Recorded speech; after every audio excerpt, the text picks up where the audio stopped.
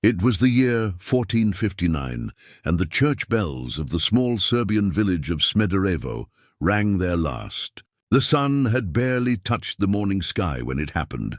The sound of hooves shouting in Turkish, steel boots crushing gravel, and the frightened bleating of goats as Ottoman soldiers stormed the valley. Sister Anika had been at the convent's edge, tending to the herb garden, when she heard the first scream. It wasn't just the arrival of a new enemy. It was the collapse of everything sacred. The convent of St. Magdalena, nestled among the pines above the river Danube, had existed for nearly 3 generations. It was built by women who had nothing left, widows, orphans, survivors of long-forgotten wars, who found peace in stone walls, rosary beads, and quiet prayer. They weren't soldiers. They weren't rebels. But to the Ottomans, they were something worse, symbols, defiant statues of Christian will. The church had warned them. Whispers from the west spoke of what happened in Niš, of the night the convent there was burned and its women taken. But the archbishop, proud and unbending, had called for steadfastness. "Faith is tested in fire," he said. And now the fire had come.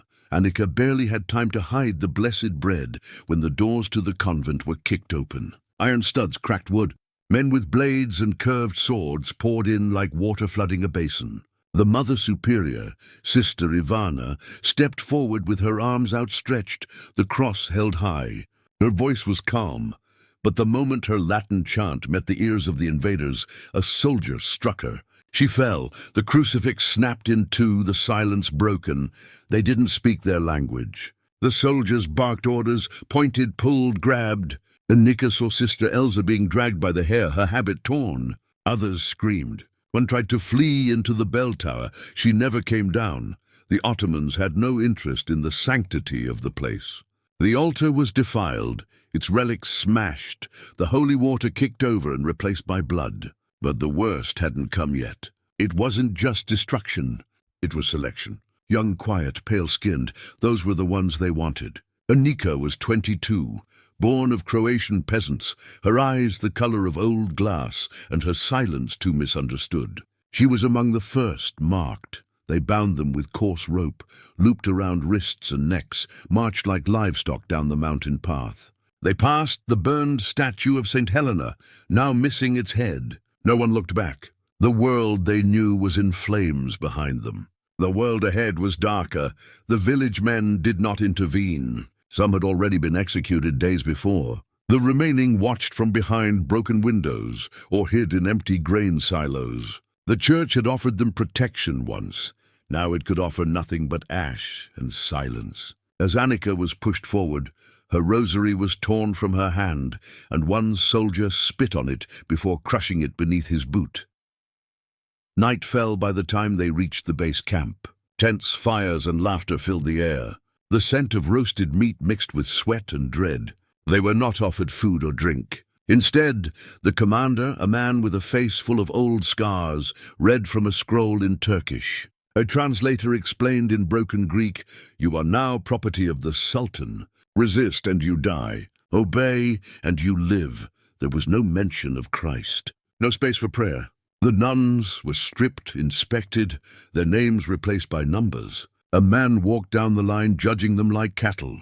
When he reached Anika, he paused, cupped her chin, and spoke something she did not understand. But she understood his eyes. There was no mercy in them. They were not women now. They were lessons. That night, Anika curled against the side of the wagon where she had been thrown, the rope still biting into her wrist.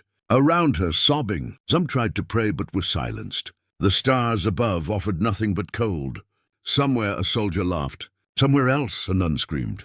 And in the distance, a church bell rang one last time before it was silenced forever. The road to Edirne stretched endlessly, carved into the landscape by centuries of conquest and sorrow. The Ottoman soldiers marched with practiced ease, but the bound women behind them stumbled, dehydrated, and bruised. The cart creaked under the weight of those too weak to walk. Sister Anika had lost feeling in her ankles, her skin rubbed raw by the coarse leather shackles. The vow of silence she once took as a discipline of devotion now became a prison of necessity. They had been 5 days in transit. By the second day, 2 of the older nuns had collapsed and never stood again. The soldiers did not stop. Their bodies were left by the roadside, eyes still open, mouths frozen in prayer or agony. The youngest nun, barely 17, tried to escape that night. She didn't get far. The soldiers didn't kill her. That would have been too merciful. Instead, they made an example. The punishment lasted long into the night, and afterward she didn't speak again. Edirne loomed ahead, its minarets stabbing the sky like spears. Once a thriving city of learning and empire, it now served another purpose: processing. The women weren't taken to a court or a prison or even a barracks. They were herded through the narrow alleys to a low stone building with thick wooden doors and barred windows. It stank of sweat, rot, and hopelessness. The inside was colder than the night air. There were no beds, no warmth, no prayer. Just cold stone, the sound of dripping water, and the groans of women who had arrived before them. Some were veiled, others were not. Some had torn pieces of their habits, still clinging to them like ghostly rags. A few looked at the new arrivals with dead eyes, eyes that had once belonged to someone whole. Anika was separated from the others, pulled into a smaller chamber by a man in fine robes. He was not a soldier. He didn't yell. He spoke slowly, deliberately, his Turkish punctuated with Greek. He introduced himself as Halim Bey, the appointed conversion judge. His job was simple: to ensure the edict of the Sultan was fulfilled. Every captured nun must convert. There were no exceptions. "You are a Christian only because you were born in the wrong place," he said calmly, like he was reciting a prayer. "Allah is merciful, but he demands obedience." A table sat between them. On it, a Quran, a parchment, and a pen. Anika said nothing. He offered her a cup of water, and for a moment she considered it. But she didn't move. Halim's tone shifted. "Your silence will not protect you. You think it is a shield. But here, it is a confession, one that brings punishment." She didn't speak. Her voice, once used to sing psalms in candlelit halls, had dried up. If she opened her mouth now, it wouldn't be prayer that came out. It would be screaming. He nodded, as if expecting her resistance. Then he gave the order. They took her to the cellar that night. No light, just the smell of mold and old blood. There she was stripped of what remained of her clothing. Not for punishment, not yet. First they removed her rosary, then her crucifix. A soldier stepped on it slowly, grinding it into the stone. Then came the interrogations. Simple at first: "Do you accept Islam?" When she didn't answer, the lash came. She bled. They didn't stop. They never shouted. They were methodical. After each strike they asked again, "Do you accept?" By the 10th her knees gave way. By the 15th she thought of death. By the 20th, she began to wonder if God still saw her. She never answered. After the beating, they left her in the dark, a broken lump of bruises and bone. She couldn't move. She couldn't cry. But in her mind, the chapel bells still rang, somewhere in the distance of memory. The next morning, she was dragged back to the chamber. The same table, the same Quran. Her hands shook. Halim looked at her bruised face and sighed. "Do not mistake pain for holiness," he said. "There are worse things than flogging." She knew he was right. She had seen them, heard them. In the room next to hers, screams echoed each night. Names were forgotten, faiths erased. Some women emerged dressed in fine silks, speaking new names in languages not their own. Their eyes were hollow. Anika looked down at the pen. Her fingers twitched. One signature, one word. That was all it would take. But she remembered Sister Ivana's voice. "Our suffering is temporary. Our vows are eternal." She looked up, eyes full of defiance, and said, "No." The second refusal marked Anika as dangerous, not for what she did, but for what she didn't do. In a system that thrived on obedience and quiet submission, her silence was defiance. And in the Ottoman machine of conquest, defiance was a disease to be carved out. That night, they didn't send Halim. They sent women, older, veiled, quiet. Not concubines, but handlers. Once maybe they had been like Anika, captured, changed, reformed. Now they were tools of the empire. One brought a fine silk robe. Another carried perfume. A third held a tray of food too fine for prisoners. They surrounded Anika's broken body and began to clean her. She wanted to resist, to scream, to curse, but her body was too sore, her mind too tired. They undressed her with gentleness that felt cruel, replaced her torn robe with a green silk dress embroidered with gold. Her hair, once tucked under a coif of modesty, was brushed and braided. The perfume stung her nose. This was not mercy. It was preparation. The next morning, the women were led out of the holding cell. All of them, even the ones too weak to walk. 2 by 2, they were chained at the ankle and moved like a funeral procession through Edirne's streets. Curious citizens watched unmoved. Children pointed. Merchants paused. No one intervened. Their destination, the slave market. It was not the chaos one might imagine. It was quiet, orderly, clean. Marble arches framed the courtyard where buyers waited under shade. Officials stood with scrolls and ink. This was bureaucracy, not barbarism. But the pain was sharper for that reason. Anika stood beside Sister Elsa, who now didn't even flinch when the guards barked orders. Her eyes were red, her hands shaking. They were placed on a raised wooden platform, roped at the waist, displayed like fruit. A man with ink-stained fingers called out their qualities. Young, educated, Greek-speaking. No husband, no family. Obedient, none of those things were compliments. They were warnings. It meant easy to train, easy to erase. The bids began. Turkish, Arabic, even a little Italian. Traders, governors, men with sharp eyes and softer hands. One by one the women were claimed. Some cried. Some screamed. A few begged. Others, like Anika, said nothing. When her turn came, the official read her paper. Refuses conversion. Has resisted beatings. Silent. The pause after that was longer than expected. Then a man stepped forward. Not in uniform. His robes were white and gold, his beard trimmed neatly. A scholar, a judge. No, something worse. A collector. He did not see people. He saw projects. He offered double the previous bid, sold. They put a tag around her neck and led her from the platform.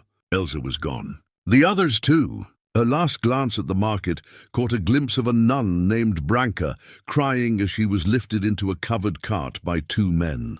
That was the last time Anika saw her. Her buyer was called Sadik Pasha, a provincial governor with too much power and too little oversight. His estate sat beyond the city, protected by walls, fountains, and silence. The moment Anika entered the gates, she knew this wasn't a home. It was a machine. Every woman she passed wore silk, makeup, jewels. But none smiled. Their eyes never met hers. Their silence was not peace. It was strategy. She was taken to a white room and left there. Hours passed. Then he entered. Sadik was not cruel in appearance. In fact, he smiled when he saw her. He sat down across from her and spoke gently. I have many women, he said in slow Greek, but none like you. You still belong to someone else. That will change. He offered her food. She didn't eat. He offered her wine. She refused. He leaned forward. Your God has abandoned you, he said. Anika finally spoke. Just one sentence. He hasn't.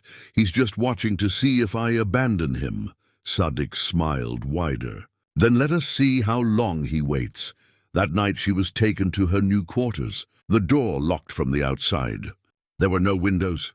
A single oil lamp cast shadows on the wall. She did not pray aloud. She could not. But in her heart, the words stirred like old embers. Hail Mary, full of grace. She didn't cry. She knew worse was coming, but she was still Anika, and she still remembered the vows she had made, even if the church, the world, and her captors had forgotten. Weeks passed in Sadik Pasha's estate, though time no longer moved in days or nights. It moved in orders.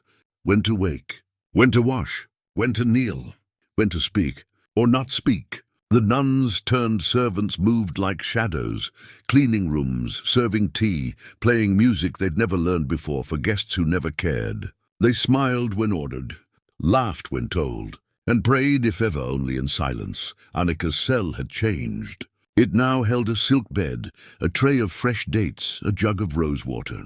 But comfort in this place was a disguise. Nothing here was kind.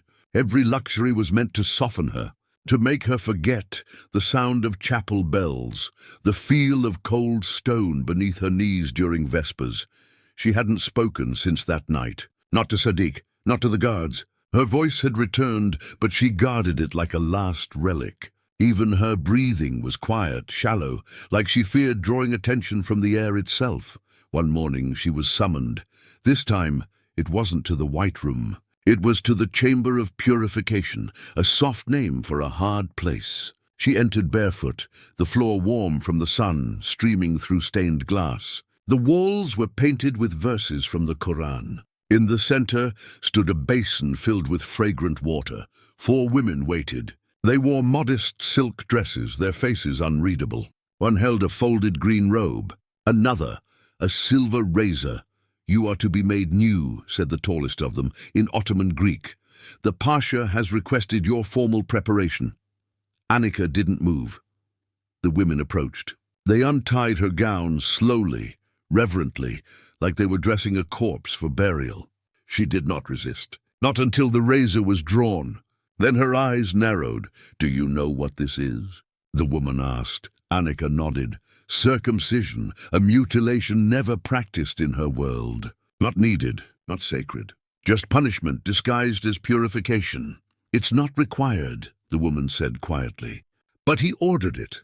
"Because you refuse." Anika didn't cry, but a tremble passed through her fingers. She looked at the basin. The water, once so pure, now looked red. Her body, once her temple, was now the battlefield. She bit her lips so hard she drew blood. And still she did not speak. The ceremony went on. No screams were allowed. Afterwards, they dressed her in the robe, gave her honey water, carried her back to her room. That night, the pain kept her awake. Not just the physical ache, but the rage, the shame, the hollow feeling of being torn away from her own skin. She knelt on the cold floor. Her legs shook. Her arms trembled. She whispered a prayer into her palms. "Lord, if you see me, let me suffer with meaning. Let not my silence be in vain." The next morning, she was taken to the Pasha's private chamber. Sadiq sat in a velvet chair. 2 musicians played soft strings in the background. He wore a smile too wide for the occasion. "You have been prepared," he said. "Now you are clean." Anika did not bow. He stood, walked to her, and gently placed a veil over her head. "You are now mine, Anika, or should I say, Amina." She said nothing. He took her hand and guided her to the divan beside him. "You have strength," he said, "but strength can break a person just as easily as weakness." His hand touched her cheek. She flinched, and then, for the first time, she spoke clearly. "I would rather die a broken Christian than live as a perfect lie." His expression hardened. There were no beatings that night, no interrogations. Only silence. But the next day, Anika found herself relocated. Not to the palace, not to another chamber, to the underground. A network of cells beneath the estate where defective women were sent. Those who refused, those who remembered, those who still believed there were others, older, younger, some mad, some mute, some praying constantly. Anika was thrown into the darkest one. The door locked behind her. No food, no warmth, just dirt. A crucifix etched faintly into the stone wall by someone long forgotten. She ran her fingers over it, cried for the first time in weeks, and then whispered, "I remember you." The cell beneath Sadiq Pasha's estate was not meant for reform. It was built for forgetting. No light reached its corners, and the stone walls wept with cold every night. Rats lived more freely than the women. They had names once: Sister Milla, Ileana, Petra, Marika. But those were whispers now, memories hanging on like frost on dying leaves. Anika sat against the far wall, her back pressed to the carved-out etching of a crude cross, faint, almost erased. She wasn't alone in that cell. 5 others shared the same shadows, all silent except for the occasional muttering of the oldest among them, Sister Milla, who still recited parts of the Psalms in broken Latin, over and over again like a lullaby for the damned. In this cold, faith became a quiet thing. It had to be. No loud prayers, no singing, no open defiance, only coded signs, a touch of the chest to mean the cross, a whisper in the dark to mean amen. They weren't allowed names anymore. But among themselves, they called each other by old ones. The church had erased them from record. The empire had renamed them. But down here, they reclaimed those names again. Anika had not spoken since her last words to Sadik. Days passed in a dull loop of hunger, fear, and memory. The guards brought scraps of bread and thin water once a day. No one ever answered questions. No one spoke to them. They were not prisoners. They were discarded, left to break apart in the dark. But darkness has a strange way of revealing things. And in that silence, something began to form. It wasn't resistance, not at first. It was memory. Anika started to remember the Psalms, not just lines, but whole passages. She whispered them in her head, then quietly mouthed them at night.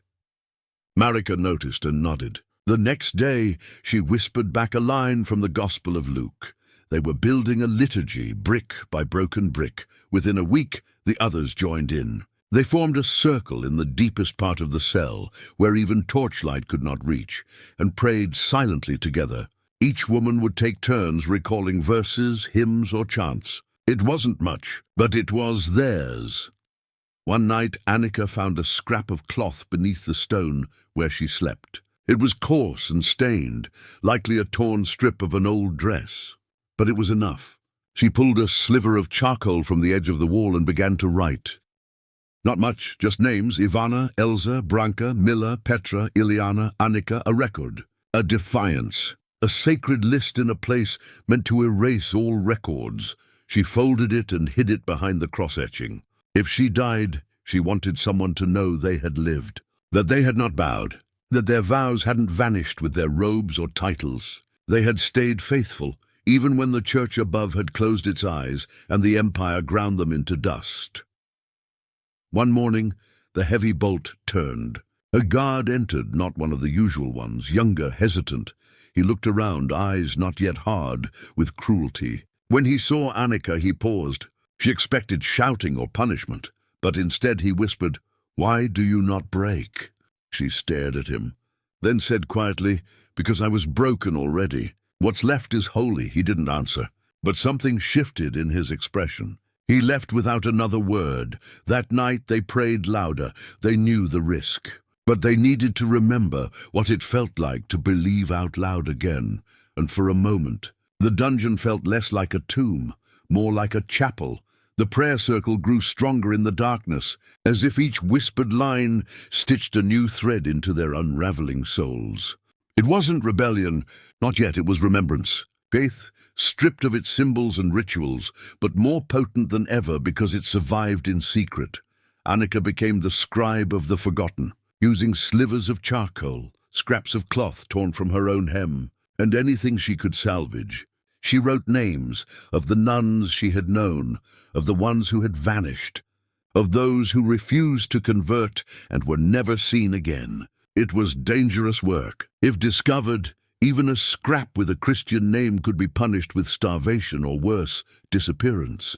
She hid them behind the old etched cross in the cavity of the wall where rot had made space. A shrine of memory. One day, Sister Petra didn't rise for the daily water. Her hands were cold, her breathing shallow. The guards didn't notice. They tossed in the stale bread and slammed the door. But the women gathered around Petra, lifting her gently. She was dying, quietly, like so many others had. Anika held her hand. Petra opened her eyes for a moment. "Do not let me be forgotten," she whispered, barely audible. "You won't be," Anika said, and that night she wrote Petra's name twice on the cloth. Once as a nun, once as a martyr. The next morning Petra was gone. The guards took her body without ceremony, like waste. They didn't ask questions, didn't care, but something changed that day. The young guard returned again, the same one who had asked why Anika hadn't broken. He waited until the others were asleep or pretending to be. Then he crouched beside her cell. "I know what you're doing," he said softly, "with the cloth." "The names," Anika didn't respond. He leaned closer. "My sister was taken 2 winters ago, from a convent in Thessaly." She had blue eyes, and sang the Psalms every morning. Maybe you knew her. Anika's heart stilled. She had known many, but she had never heard of a girl with blue eyes from Thessaly. "What was her name?" she asked. "Lena." Anika searched her mental list. No Lena, not in her convent, not in the stories of the others. But that didn't mean she was gone, just hidden. If she was like us, Anika said, then she's still singing. Even if no one hears it. The guard's eyes glossed for a moment. He nodded, then slipped something through the bars. Bread, but soft, fresh, real. She stared at it in disbelief. "I'll come again," he said, and vanished into the corridor. The women devoured the bread quietly, tears slipping down cheeks. For the first time in weeks, they tasted hope. Not the kind spoken of in Scripture, but real, living hope. The next day the guard came again. "This time with parchment and ink. Write your list properly," he said, "in case someone needs to carry it." Anika stared at him. "You'll be punished for this," he shrugged. "So will you," she hesitated, then took the materials and wrote each name, each date, each small line of who they were. Ivana Abbess, Elsa Cantor, Branka Novice, Miller teacher, and herself, Anika, daughter of peasants, vowed in silence. Still remembers. He took the parchment and folded it tightly. "If you die down here," he said, "I'll make sure someone knows who you were." Anika couldn't thank him. The words wouldn't come. But she pressed her hand against the bars, and he mirrored it with his own before vanishing again. It was not freedom, but it was a crack in the wall, and for prisoners of faith, even the smallest crack meant everything. That night, they prayed aloud again. The guards shouted, threatened, but the women didn't stop, because when the church had left them, and the empire tried to erase them, they still had the one thing neither could touch, their memory. The following days moved like dusk, never fully dark, but never bright enough to be called light. The guards began to watch the women more closely, their whispering prayers, their tightly held hands, even the way they looked at one another. It unsettled them. These weren't the broken shells they were meant to become. Something was stirring in that cold, damp cell. And even the empire, with all its chains and threats, could feel it. The young guard, Mehmet, Anika now knew, kept coming. Not every night and never at the same time. Sometimes he brought fruit or dry linen. Once he smuggled in a single candle. Just one. They lit it for Sister Miller, who was fading. She had lived the longest in silence, her mind frayed by time and grief. But that night, when the candle burned, she spoke clearly for the first time in months. "They haven't taken God from us," she said. "Only the bells." She died the next morning, her hand wrapped around a cross she'd carved with her thumbnail into the wall. Mehmet helped bury her in a grove behind the estate. No prayers were spoken aloud, just a single nod between him and Anika. He marked the spot with 3 stones in the shape of a triangle. Anika's list of names had grown. It was now 2 pages long. Every nun she remembered, every captive who had whispered a prayer, cried in the dark, or died with Christ's name on her lips was written. It wasn't just a list. It was a legacy, but peace never lasts long in places built on suffering. One evening, the wrong guard entered the underground cell. He was older, meaner, the kind who enjoyed watching hope die. He found the parchment. It had been hidden well, but not well enough. He stormed into the cell, dragging Anika by the wrist, waving the parchment like a flag of war. "This," he shouted, "is this your Bible now? These names? These ghosts?" He slapped her. She fell. The others screamed. He called for Sadiq Pasha. Within the hour, Anika stood again in the white chamber, this time stripped not of clothing, but of protection. Sadiq paced the room. "I gave you kindness," he said. "I offered silk, food, rest. I gave you time. And yet here you are, still clinging to dead names." Anika didn't speak. He held up the parchment. "These women? They're nothing. Not wives, not mothers, not even citizens. Why do you cling to them?" And then Anika spoke. "They were faithful, more than you'll ever be. They sang when the sky fell. They prayed in chains. They died free." Sadiq's face hardened. "You will be taken to the courtyard," he said coldly. "Tomorrow," and made an example, but Anika did not fear. She looked him in the eye and said, "Then let the empire see the price of memory." That night back in the cell, the others knew what was coming. They wept. They begged her to pray for strength, but she didn't weep. She took the last scrap of cloth from the corner of the cell, and with blood from her cracked knuckles, she wrote one final line. We remembered. Even in the dark, Mehmet came one last time. She handed him the scrap. Take it, she said. Bury it if you must. But let someone know we were not silent. He took it. Tears in his eyes, I will remember. The next morning, she was dragged to the courtyard, chained, barefoot. But she held her head high. No one could hear the bells anymore. But in Anika's heart, they rang louder than ever. The courtyard was already filling by dawn. Officials, guards, eunuchs, servants, drawn not by duty, but by curiosity. The condemned nun was to be punished. A woman who would not convert, would not obey, and would not forget. Anika stood at the center, her wrists chained to a wooden post. Her ankles bloodied from the dragging. But she stood tall. Sadiq Pasha arrived late, wrapped in his ceremonial robes, flanked by scribes and advisors. He took his place on the raised platform. His eyes searched the crowd, then settled on her, not with anger but with cold certainty. The court declares this woman a heretic and an enemy of the Sultan's peace, the herald announced. She refused the mercy of the empire, rejected the call to Islam, and continued to incite rebellion through forbidden writings. Anika didn't flinch. She will receive 20 lashes, and if she survives, be sent to the slave markets of Bursa for final dispersal. That was the sentence. To be whipped, then sold again. Torn from her sisters, made nameless once more. But Anika had already made peace. As the first lash struck, she gasped, but not in pain, in prayer. By the 5th, the crowd grew quieter. By the 10th, people began to look away. By the 15th, even Sadiq's expression faltered, because through it all, Anika kept speaking, not shouting, not crying, but praying one line repeated over and over. Blessed are the persecuted, for theirs is the kingdom of heaven. Some understood the words. Others didn't, but they felt them, and when the 20th lash landed, Anika did not fall. She looked up, blood running down her back. Her mouth cracked and dry, she said louder this time. They tried to silence the bells, but I am still ringing. Silence fell. In the far corner, Mehmet watched, tears filling his eyes. He slipped away quietly. Later that night, he buried the cloth with the names beneath an olive tree outside Edirne. He whispered each one aloud, the way she would have wanted. He never saw Anika again. No one ever spoke her name in the Pasha's court after that. She was sold, most assumed, lost to the desert of forgotten lives, but whispers grew.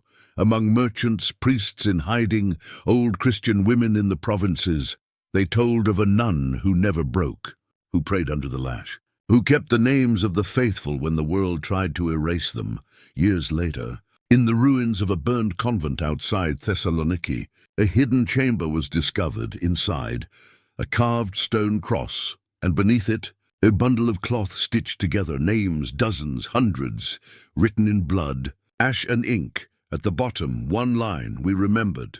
Even in the dark, no one knew who wrote it, but the church, which had once turned its face away, now canonized the story, and somewhere deep in the Balkans, old bells ring again, no longer in defiance, but in memory, for the nun who broke under no empire, for the women who prayed beneath chains, for the vow that could not be stolen. They remembered, and so do we.